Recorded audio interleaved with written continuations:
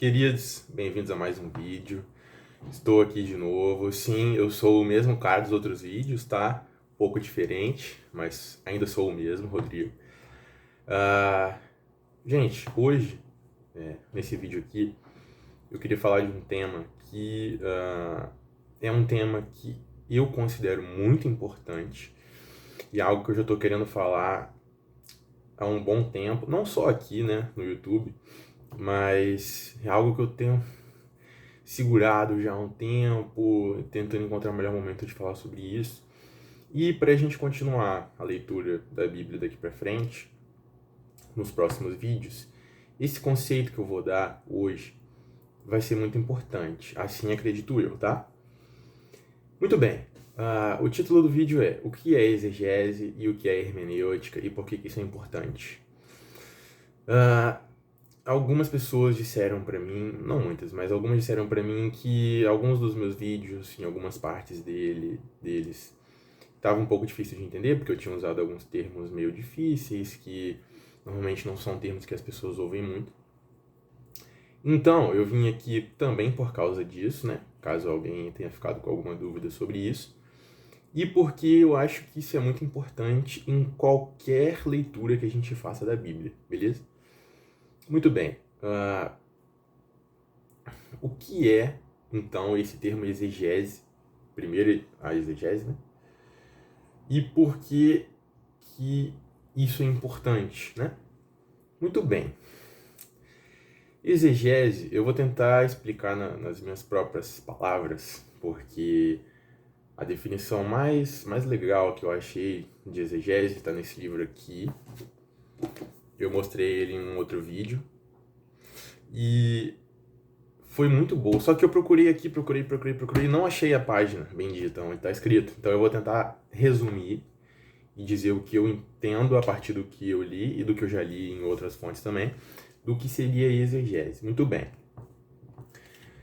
Quando nós estamos diante de um texto e admitimos que esse texto tem um significado, e nós queremos entender ou descobrir o significado desse texto, o que a gente precisa fazer é ler o texto, muito bem, mas a maneira como a gente vai ler o texto vai influenciar, né, no que a gente vai entender do que a gente está lendo.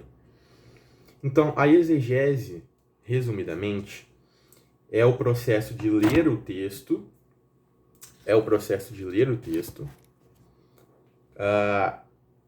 com o objetivo de descobrir o significado que o autor do texto quis dar para ele. Então, quando a gente faz isso, a gente tem que levar em conta alguns aspectos.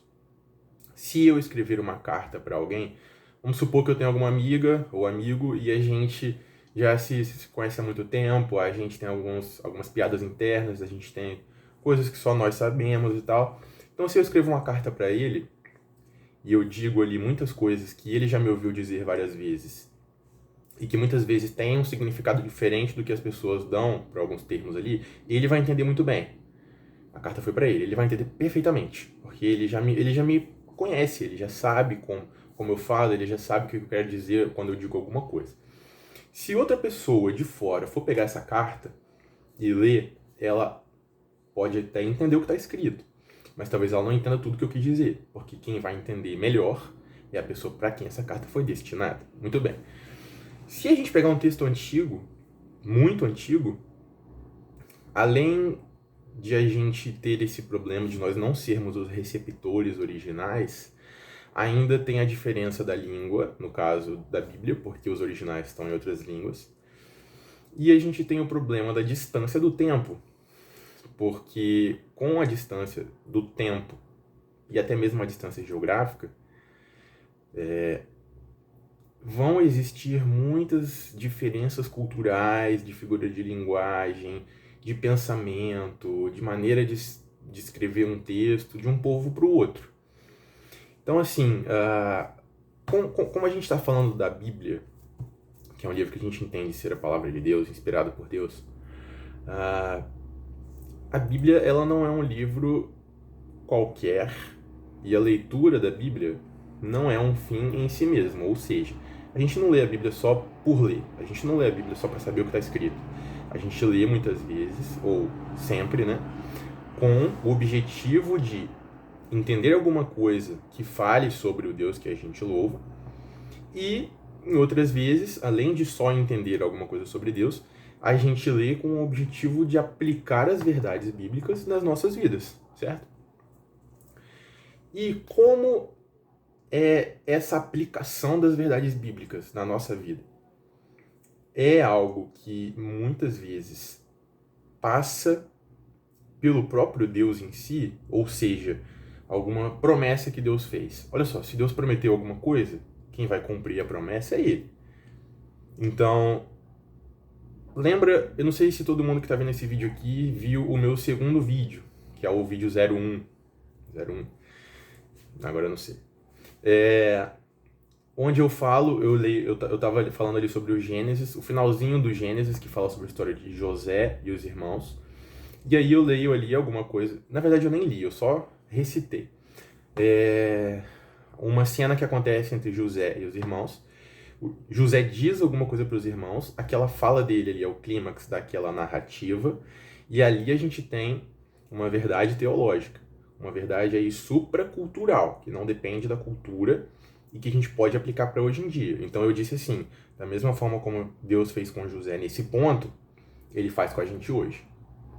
Então, é uma forma de você aplicar alguma coisa que a Bíblia está trazendo no texto, você aplica para a sua vida. E como é uma coisa que está envolvendo Deus na jogada, e Ele é quem está fazendo a coisa, a gente tem que ter muito cuidado na hora de aplicar alguma coisa para hoje em dia. Porque se a gente faz uma leitura errada, a gente vai acabar aplicando uma coisa que não é verdade. E isso pode trazer inúmeros problemas.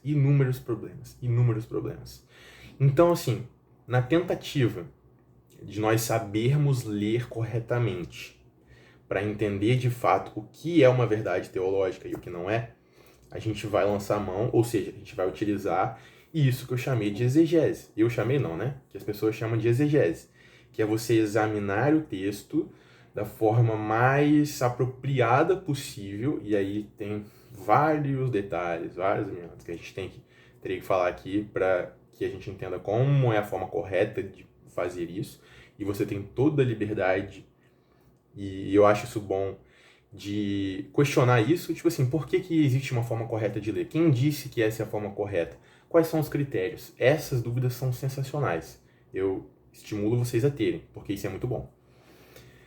Mas, para não ficar só nesse blá blá blá aqui que eu tô falando, eu vou dar alguns exemplos de como a exegese é importante. Porque ela é o primeiro passo. Ela é o passo da abordagem ao texto. É o primeiro passo. Não adianta a gente querer aplicar alguma coisa sem ter entendido que coisa é essa. Muito bem? Então, vamos pegar um exemplo que está lá no Salmo 34. Se você quiser abrir aí, pode abrir. Se não, eu vou ler daqui mesmo. Salmo 34. Eu queria chegar mesmo no versículo 5. Mas eu vou ler do 1 ao 5, tá? Salmo 34, versículo 1 diz assim: Bendirei o Senhor em todo o tempo, o seu louvor estará sempre nos meus lábios. Gloriar-se-á no Senhor a minha alma, os humildes o ouvirão e se alegrarão. Engrandecei o Senhor comigo e todos a alma lhe exaltemos o nome. Busquei o Senhor e ele me acolheu, livrou-me de todos os meus temores. Versículo 5: Contemplai-o e sereis iluminados, e o vosso rosto jamais sofrerá vexame. Vamos dizer que eu estou lendo sem nenhuma preocupação de fazer aquela leitura calma. Vamos ver como é que está no texto hebraico original. Vamos ver quem que escreveu o texto, se é que a gente sabe quem é o autor humano. Vamos entender qual que era o contexto do autor desse texto aqui, onde que ele estava, o que ele estava pensando quando ele escreveu. Isso é uma coisa que não dá pra gente saber tão bem, né? Mas assim, quem eram os leitores originais, por que esse texto está aqui, o que quer dizer vexame, o que quer dizer sereis iluminados. Vamos supor que a gente não faça nada disso. Vou só ler o texto aqui, do jeito que eu li, e vou aplicar para hoje. Então, contemplai-o e sereis iluminados, e o vosso rosto jamais sofrerá vexame. Maravilha. Então, eu vou aqui contemplar a Deus de alguma forma, não sei exatamente como fazer isso, mas eu vou louvar e tal, e o meu rosto jamais sofrerá vexame. Maravilha. Só tem um problema. Na primeira vez em que você sofreu algum tipo de vergonha ou vexame, você vai lembrar desse texto e vai pensar, opa, mas a Bíblia não estava dizendo que o meu rosto nunca ia sofrer vexame? Então por que eu passei por essa humilhação? Por que eu passei por esse vexame? Algumas pessoas acabam concluindo que, tipo assim, a Bíblia diz uma coisa e a vida real é diferente. Então a Bíblia está errada, Deus não existe, e abandona a fé. Pode ser que exista gente que faça isso. E aí, assim, olha o problema que a gente arrumou. Porque a gente fez uma pessoa se desviar por causa de uma leitura errada. E aí, assim, pegando só esse versículo aqui, versículo 5. Alguém, e eu já tive essa conclusão, alguém pode ler isso daqui, aplicar do jeito que está aqui, e acontecer algum vexame, e a pessoa pensar, então, já que a Bíblia não está errada, e aconteceu alguma coisa comigo que a Bíblia disse que não aconteceria, então a conclusão a que eu chego é que eu não sou alguém que realmente é alinhado com Deus, que é alguém salvo realmente, porque eu não sou muito bom e tal. Existe um problema quanto a essa conclusão, e eu vou falar sobre isso no final do vídeo, porque é uma outra conclusão perigosa também. Antes de falar sobre essa parte, vou só citar mais um exemplo. Aí no Salmo 91, se você quiser abrir. Salmo 91. Eu quero chegar no versículo 7, tá? Eu não vou ler tudo, não. Eu vou mais focar no 7. Mas, assim, o que habita no esconderijo do Altíssimo, descansa à sombra, diz ao Senhor, meu refúgio, Deus meu, pois ele te livrará do laço do passarinheiro e tal. Não te assustarás do terror noturno, nem da peste. Versículo 7. 1000 cairão ao teu lado e 10.000 à tua direita, mas tu não serás atingido. Olha só que legal. Alguém pode ler isso daqui e falar assim, legal, 1000 cairão ao meu lado, 10.000 à minha direita, e eu não serei atingido. Vamos supor que a gente vá ler sem se preocupar, né, com aquele processo todo que eu já falei. Muito bem, então vamos aplicar isso daqui. Tá bom. Então quer dizer, cara, vamos lá pro Rio de Janeiro, vamos subir a favela da Rocinha, sei lá, e vamos de peito aberto, porque mesmo que os caras atirem, podem acertar um monte de gente do lado, mas a gente não vai tomar tiro nenhum. Todo mundo sabe que não é assim que funciona. Todo mundo sabe disso. Eu tô falando uma coisa aqui e talvez você esteja rindo.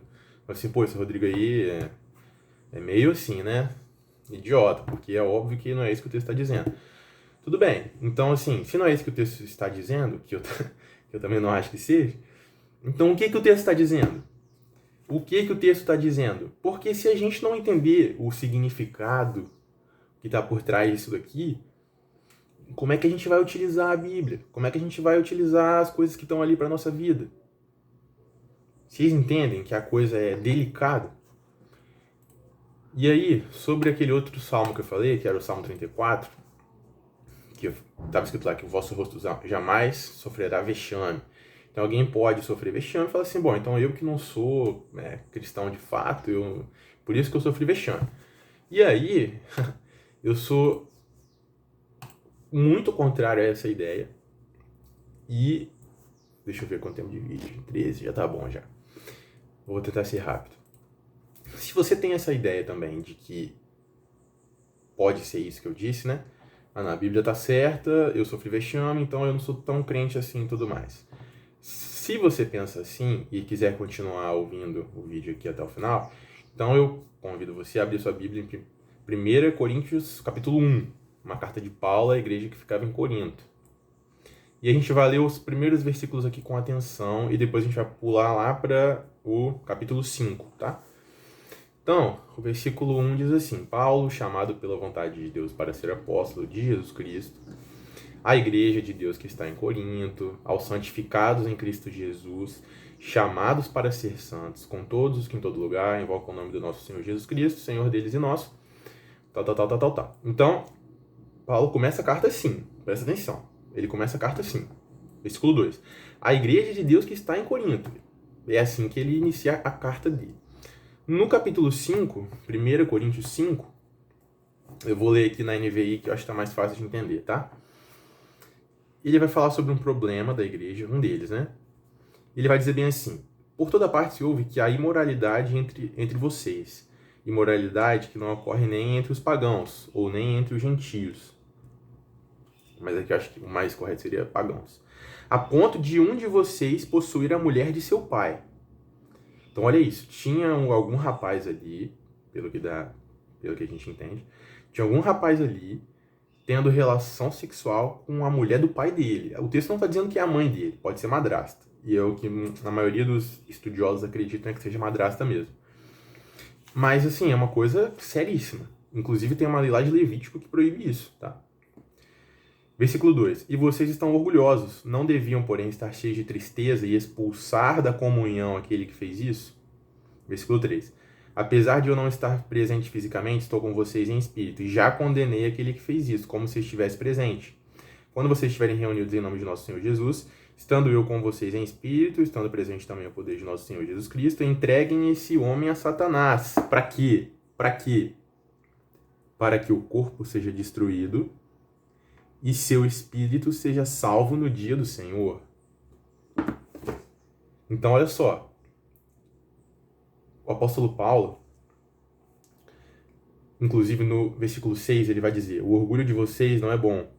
Vocês não sabem que um pouco de fermento faz toda a massa ficar fermentada? Livrem-se do fermento velho, para que sejam massa nova e sem fermento, como realmente são. Então, assim, o apóstolo Paulo, ele está se referindo a um rapaz que tinha relação sexual com a mulher do pai dele. Ele manda os caras da igreja expulsarem ele, ou pelo menos é isso que dá a entender numa leitura inicial. Pode não ser uma expulsão física realmente, isso é um papo para um outro vídeo. Mas assim, Paulo ele é bem enfático quanto a esse rapaz aqui. E diz que já entregou a Satanás. Na verdade, ele pede que a igreja entregue a Satanás para que se destrua o corpo ou a carne. Aí é uma outra discussão. Mas para que o espírito dele seja salvo no último dia. Então assim, o que eu estou querendo dizer é: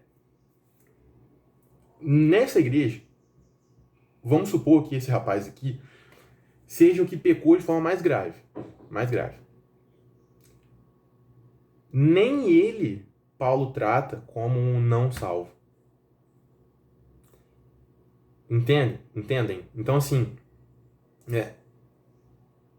e no início da carta dele que a gente leu, ele escreve: a igreja de Deus que está em Corinto, aos santificados em Cristo Jesus, chamados para ser santos. Ele, em nenhum momento aqui, ele trata algum deles como se não fosse crente, como se não fosse salvo, como se não fosse cristão, como se não fosse... Então, assim, essa ideia, até o cara que cometeu um pecado absurdo, Paulo não trata como se não fosse um salvo. Então, assim, como é que a gente vai olhar lá para o Salmo 34, sofrer vexame e depois achar que, não, é porque eu não sou tão crente assim, é porque eu não sou tão devoto a Deus assim. Não é assim que funciona, cara. Então, assim,